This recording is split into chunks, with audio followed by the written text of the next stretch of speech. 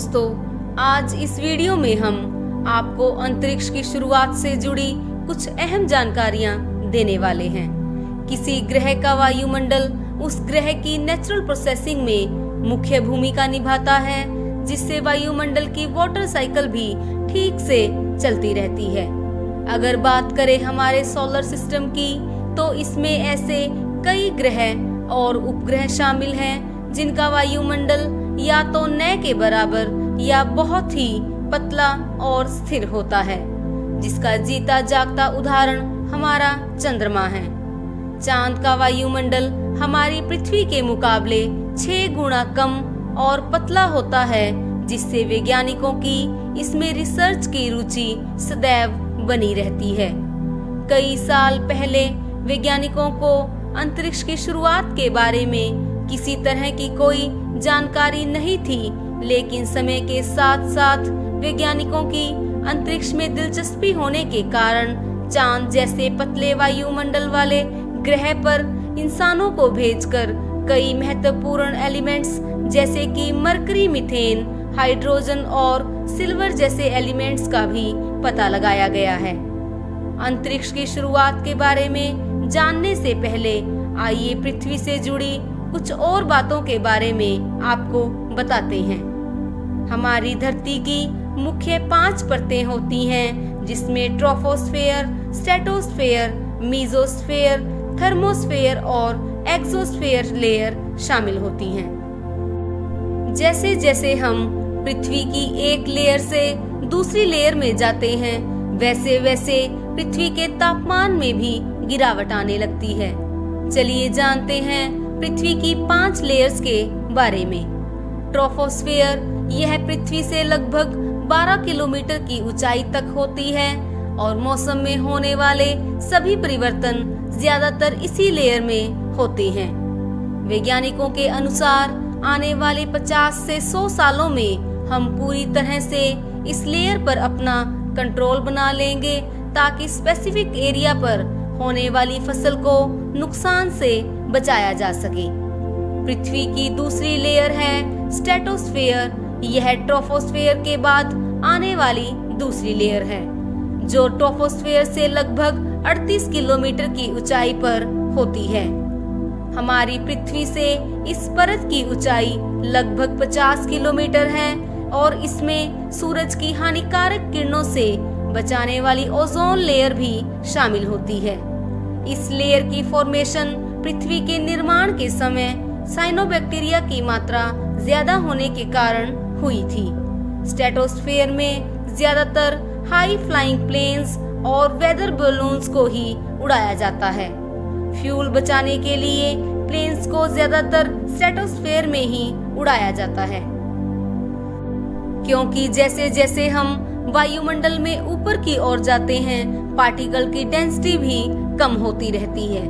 यानी सॉलिड में particle density liquid के मुकाबले ज्यादा होती है और लिक्विड में गैसेस की तुलना में पार्टिकल की डेंसिटी बहुत ज्यादा होती है।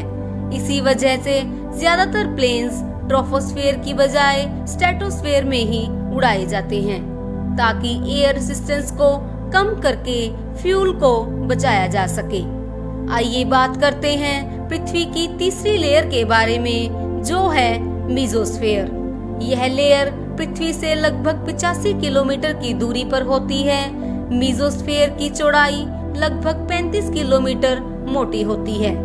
पार्टिकल की डेंसिटी कम होने के कारण यहाँ प्लेन्स उड़ाना भी इम्पॉसिबल हो जाता है। हम जैसे जैसे ऊपर की ओर जाते हैं, अंतरिक्ष के होने का आभास शुरू हो जाता है। यह मेसोस्फेयर में साफ साफ नजर आता है। यदि हम बात करें टूटते हुए तारों की, तो यह उल्का पिंड होते हैं जो पृथ्वी के वायुमंडल में आने के कारण जलने लगते हैं। जब भी कोई पत्थर पृथ्वी के वायुमंडल में प्रवेश करता है, तो उसके अगले हिस्से का प्रेशर पिछले हिस्से के मुकाबले बहुत ज्यादा होता है, जिससे उसमें आग लग जाती है, जिससे हमें वह पत्थर चमकता हुआ दिखाई देता है और हमारे द्वारा उसे टूटता हुआ तारा भी कहा जाता है। थर्मोस्फेयर यानी हमारे वायुमंडल की चौथी लेयर, जिसकी शुरुआत पृथ्वी से 85 किलोमीटर की ऊंचाई पर और अंत लगभग 600 किलोमीटर की ऊंचाई तक होता है। इस लेयर की चौड़ाई बहुत ज्यादा होने के कारण यहाँ पार्टिकल डेंसिटी बहुत ही कम होती है, जिससे इसमें चार्ज पार्टिकल यानी आयंस मौजूद रहते हैं। पृथ्वी का चक्कर लगाने वाली सैटेलाइट और इंटरनेशनल स्पेस स्टेशन इसी लेयर में मौजूद रहती है। सबसे लास्ट में आती है हमारी पृथ्वी की आखिरी लेयर, जिसे हम एक्सोस्फीयर के नाम से जानते हैं। इस लेयर में पार्टिकल नए के बराबर होते हैं और इसकी शुरुआत धरती से 600 किलोमीटर और अंत लगभग 10,000 किलोमीटर की ऊंचाई पर होता है। इस परत पर आकर हमारी पृथ्वी का वायुमंडल और अंतरिक्ष आपस में जुड़ जाते हैं, तो इसी वजह से टेक्निकली इस परत को अंतरिक्ष की शुरुआत भी कहा जा सकता है। एक्सोस्फीयर में बहुत सारे स्पेस डेब्रिस के साथ साथ बहुत कम मात्रा में गैस मॉलिक्यूल भी देखने को मिलते हैं। पृथ्वी के वायुमंडल को फिजिकल फैक्टर्स के आधार पर बांटा जा सकता है, लेकिन अंतरिक्ष के बारे में ऐसा कुछ भी नहीं कहा जा सकता। 1957 में थियोडोर कार्मन नाम के एक व्यक्ति, जो कि एक अमेरिकन फिजिसिस्ट और स्पेस फ्लाइट इंजीनियर थे, जिन्होंने स्पेस के बारे में बताते हुए कहा था कि अंतरिक्ष की शुरुआत पृथ्वी से लगभग 100 किलोमीटर की ऊंचाई पर ही हो जाती है, जिसमें एरोडायनेमिक लिफ्ट को एक मुख्य कारण बताया गया है। उनके मुताबिक पृथ्वी और अंतरिक्ष को एक ऐसी लाइन पर डिवाइड करना चाहिए जहां पार्टिकल डेंसिटी इतनी कम हो जिससे ऑब्जेक्ट केवल पार्टिकल के जरिए उड़ान न भर सके। चलिए दोस्तों, इस स्टेटमेंट को और अच्छे से समझते हैं। प्लेन्स का एक बेसिक मैकेनिज्म एरोडायनेमिक लिफ्ट होता है, ताकि ऑब्जेक्ट्स वायुमंडल में उड़ते समय पार्टिकल का लाभ उठाकर वेट को बैलेंस करते हुए हवा में उड़ सके। इसी वजह से प्लेन्स में विंग्स बनाए जाते हैं, ताकि वह हवा में आसानी से उड़ान भर सके। जैसे जैसे एरोप्लेन्स हवा में ऊंचाई पर जाते हैं, एरोडायनेमिक लिफ्ट को बैलेंस करना उतना ही मुश्किल हो जाता है। कार्मन के मुताबिक उड़ान भरते समय एक पॉइंट ऐसा भी आता है जहां एरोडायनेमिक लिफ्ट को अचीव करना लगभग इम्पॉसिबल हो जाता है, जिसे अंतरिक्ष की शुरुआत भी कहा जा सकता है।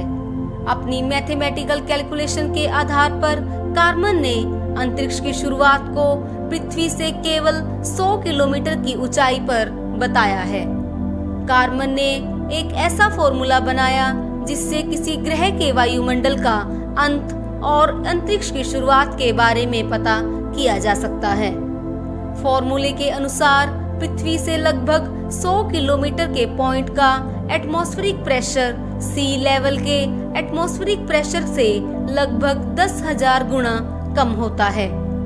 यदि किसी ऑब्जेक्ट को इस लेवल पर उड़ान भरनी है, तो उसे एरोडायनामिक लिफ्ट के साथ साथ ऑर्बिटल वेलोसिटी की भी जरूरत पड़ती है। इसका मतलब है कि स्पेसक्राफ्ट इस पॉइंट पर आकर केवल पृथ्वी की ग्रेविटी से ही उड़ान भर सकते हैं। इस पॉइंट को केवल थ्योरी बेस पर ही डिफाइन किया गया है और समय के साथ साथ इस पॉइंट का इस्तेमाल ऑपरेशनल और लीगल पर्पस के लिए भी किया जाता है, जिसकी वजह से इसे अंतरिक्ष और पृथ्वी की स्टैंडर्ड यूनिट भी माना जाता है। कार्मन की अपनी थ्योरी डिफाइन करने के लगभग 2 साल बाद फिर से अमेरिकन एयरफोर्स द्वारा अंतरिक्ष की शुरुआत को लेकर एक डिबेट की जाती है। यूनाइटेड स्टेट एयरफोर्स के मुताबिक पृथ्वी का अंत और अंतरिक्ष की शुरुआत पृथ्वी की सतह से केवल 80 किलोमीटर की ऊंचाई पर ही हो जाती है। इस पॉइंट ऑफ लाइन के बारे में सबसे पहले 8 दिसंबर 1959 को यूनाइटेड स्टेट्स एयरफोर्स द्वारा ही बताया गया था। उनके द्वारा पहली बार एक ऐसा प्लेन बनाया जा रहा था जिसमें रॉकेट पावर को अप्लाई किया गया था। एयरक्राफ्ट का नाम X-15 रखा गया था और इस प्लेन को बनाने का मकसद प्लेन को साउंड की रफ्तार से तेज चलाना था। उनके मुताबिक ये एयरक्राफ्ट जितनी भी हाइट तक जाएगा उसे ही अंतरिक्ष की शुरुआत माना जाएगा। अमेरिकन एयरफोर्स का मानना था कि उन्होंने एक परफेक्ट एयरक्राफ्ट को डिजाइन किया है और इसके बाद कारमन और अमेरिकन एयरफोर्स के बीच अंतरिक्ष की शुरुआत को लेकर एक जंग छिड़ जाती है। दोनों साइड की डिबेट का मामला इंटरनेशनल एस्ट्रोनॉमिकल यूनियन के पास पहुंचता है, जो कि इन सभी मुद्दों को सॉल्व करने का एक हेड ऑफ डिपार्टमेंट माना जाता है। 1960 में इंटरनेशनल एस्ट्रोनॉमिकल यूनियन द्वारा कारमन के द्वारा दिए गए फॉर्मूले को ही पृथ्वी का अंत और अंतरिक्ष की शुरुआत मान लिया जाता है। एस्ट्रोनॉमिकल यूनियन ने ऐसा इसलिए किया क्योंकि कारमन ने उस पॉइंट को केवल स्पेस फ्लाइट इंजीनियरिंग के बेस पर ही नहीं बल्कि फिजिक्स प्रोस्पेक्टिव पर फॉर्म किया था।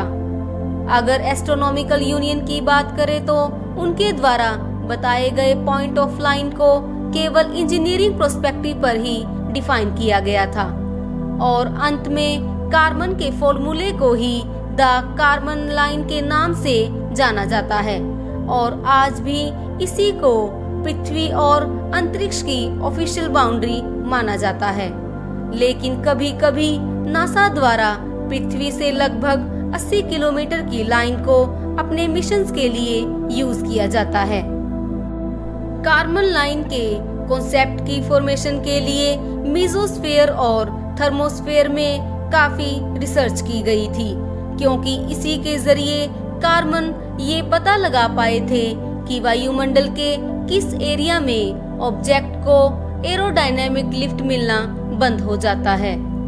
तो अब आपको पता लग गया होगा कि हमारी पृथ्वी का अंत और अंतरिक्ष की शुरुआत पृथ्वी की सतह से लगभग 100 किलोमीटर की ऊंचाई पर होती है।